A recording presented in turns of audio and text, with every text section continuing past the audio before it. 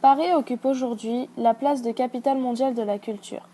Elle représente un axe important pour 92% des Franciliens. La richesse culturelle de Paris a de multiples effets positifs sur l'économie du pays. Néanmoins, malgré la place qu'elle occupe dans le monde, 62% des Franciliens estiment que la richesse culturelle de la capitale n'est pas assez mise en valeur. Nous allons vous exposer les différentes raisons pour lesquelles Paris est la capitale mondiale de la culture, ainsi que ses failles.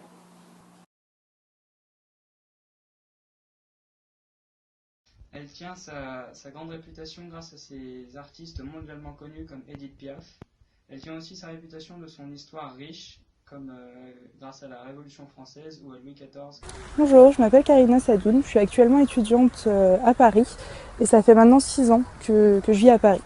Alors la France est un pays qui a une très riche histoire ainsi qu'un très riche patrimoine. Paris a su le mettre à profit, notamment à travers l'ouverture de différents musées tels que le musée du Louvre, le musée d'Orsay, le quai Branly, mais également en ouvrant ces différents châteaux et parcs à la visite, en mettant en place différents événements culturels, de l'opéra, des festivals. Donc a su mettre à profit cette histoire et ce patrimoine très riche. Donc je pense que c'est pour ça qu'aujourd'hui elle détient la place de capitale mondiale de la culture. L'histoire de Paris commence à la préhistoire avec des traces de vie humaine datant d'il y a 500 000 ans.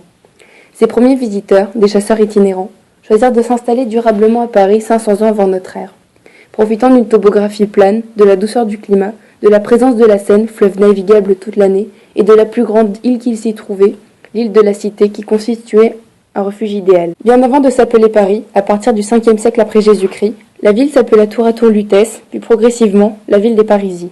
Devenue capitale de la France pendant le Moyen-Âge, la ville commence à rassembler d'illustres bâtiments historiques tels que la basilique de Saint-Denis, le palais du Louvre, la cathédrale de Notre-Dame, la tour Saint-Jacques, le musée du Luxembourg, le premier musée français ouvert au public en 1750, le muséum d'histoire naturelle et sa grande salle galerie de l'évolution, et le Grand Palais pour n'en citer que quelques-uns. La Fashion Week et le siège de l'UNESCO font également partie du patrimoine culturel de Paris.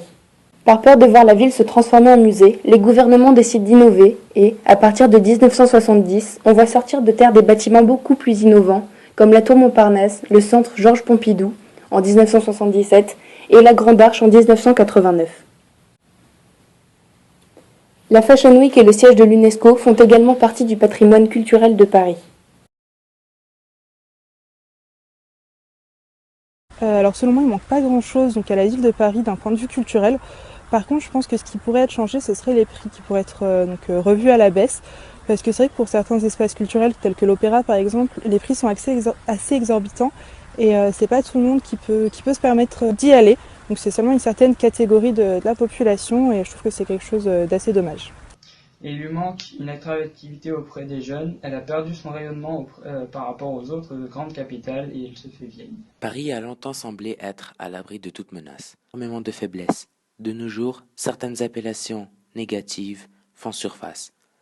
Un effort de valorisation de la périphérie parisienne doit être fait. Elle s'est aussi faite endosser cet aspect formaliste. Paris est très lourde sur les réglementations publiques en matière d'ouverture au public et à la sécurité. Elle a aussi malheureusement pris cette image d'une ville intolérante et fermée. Elle n'apparaît plus comme la ville accueillante, ouverte qu'elle était. La fréquentation de lieux culturels comme les théâtres, les cinémas, qui fonctionnent majoritairement en soirée, dépend aussi de la qualité de la vie nocturne. Paris n'est plus perçu comme un centre de la vie nocturne. Seuls 40 établissements dans le Grand Paris bénéficient d'une autorisation d'ouverture de nuit. On peut apporter des bienfaits sur le plan économique, touristique, comme sur le plan culturel. On reproche aussi à la ville de Paris de trop compter sur son passé. Paris est reconnu mondialement pour ses musées, mais l'on parle de muséification de Paris.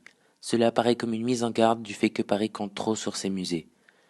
Paris a aussi essuyé des échecs comme celui de sa candidature posée en 2005 pour les JO de 2012 qui auront plutôt lieu à Londres, ce qui fait un troisième échec en 25 ans après celui de Pékin.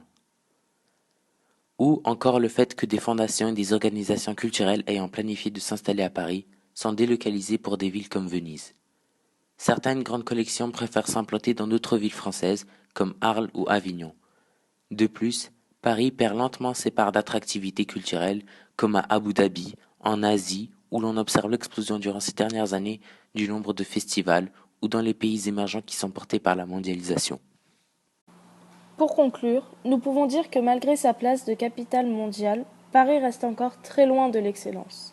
Quelles sont les politiques culturelles menées par les différentes villes telles que New York, Londres ou Berlin pour mettre à mal l'image de Paris, capitale de la culture? Tout d'abord, New York, symbole de la modernité et du renouvellement perpétuel.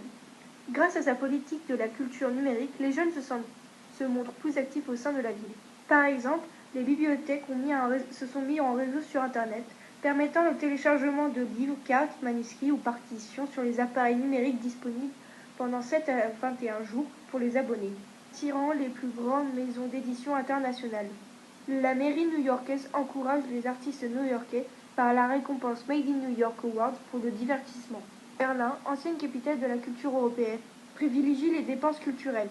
Berlin is arm aber sexy et sa devise. Berlin est pauvre mais sexy. Cette nouvelle ville est une ville à conquérir par ses nombreuses friches industrielles. Le coût de la vie est bas et les loyers très modérés, 3 fois moins qu'à Paris. C'est un lieu d'investissement. Londres, la ville qui dort jamais, a mené depuis la Seconde Guerre mondiale une politique culturelle exemplaire comme pour but l'excellence, permettant aux activités artistiques une meilleure diversité et innovation. Grâce aux investissements massifs dans l'art contemporain et au développement de la vie nocturne, ses 240 clubs, 3800 pubs et la culture du club Bing.